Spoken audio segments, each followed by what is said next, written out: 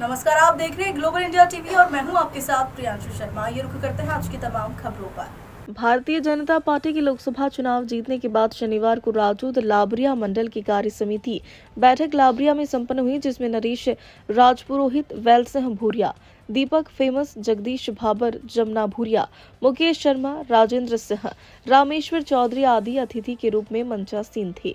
सभी अतिथियों ने योजनाओं की जानकारी देते हुए देश और प्रदेश सरकार की विभिन्न योजनाओं के बारे में विस्तार से जानकारी दी है। राजनीतिक प्रस्ताव का समर्थन सदन में ओम की ध्वनि के साथ करवाया गया है।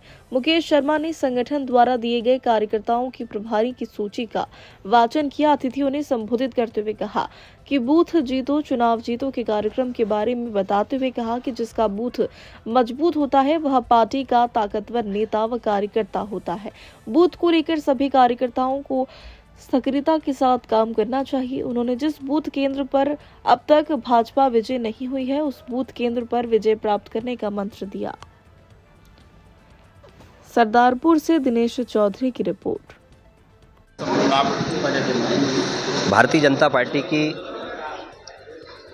एक तो आभार की बैठक, हम भारी प्रचंड बहुमत से लोकसभा में जीते हैं और कार्यकर्ताओं के साथ में आपस में संपर्क, उनको धन्यवाद और बधाई।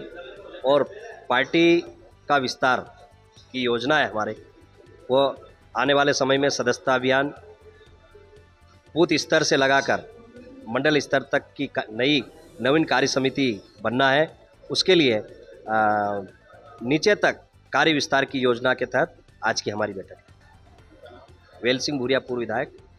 मंडल की कार्य समिति की बैठक आयोजित की गई। पहले राष्ट्रीय कार्यकारिणी की बैठक हुई, फिर प्रदेश कार्यकारिणी की, फिर जिला कार्यकारिणी की और आज मंडल कार्यकारिणी की बैठक हुई।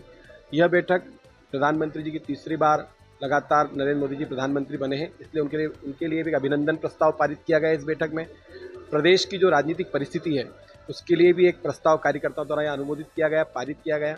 आदरणीय नरेश भैया, आदरणीय वेलसिंह जी, आदरणीय दीपक जी, इन सबका हमको मार्गदर्शन प्राप्त हुआ। नीचे तक कार्यकर्ताओं की निरंतरता बनी रहे एवं एक पेड़ माँ के नाम का जो राष्ट्रीय अभियान है मोदी जी का, उसको हम कैसे गति से दे सकते हैं। आगामी 26 जुलाई को कारगिल विजय दिवस है, उसके तारतम्य में कार्यकर्ताओं को मार्गदर्शित करके हर बूथ पर हमारे कारगिल में हुए शहीदों को श्रद्धांजलि अर्पित करने का कार्यक्रम भी पार्टी की ओर से तय किया गया। ऐसे अनेक कार्यक्रमों की जानकारी कार्यकर्ताओं को दी गई और कार्यकर्ताओं में उत्साह भरा गया। हमारे पिछले 70 वर्षों के इतिहास में हम यह लाबरिया राजूद मंडल पहली बार जीते हैं, इसलिए भी कार्यकर्ताओं का यहाँ पर अभिनंदन किया गया। हमारे सभी वरिष्ठों का हमको मार्गदर्शन प्राप्त हुआ। मुकेश शर्मा, मंडल अध्यक्ष, भारतीय जनता पार्टी, लाबरिया मंडल, राजौद।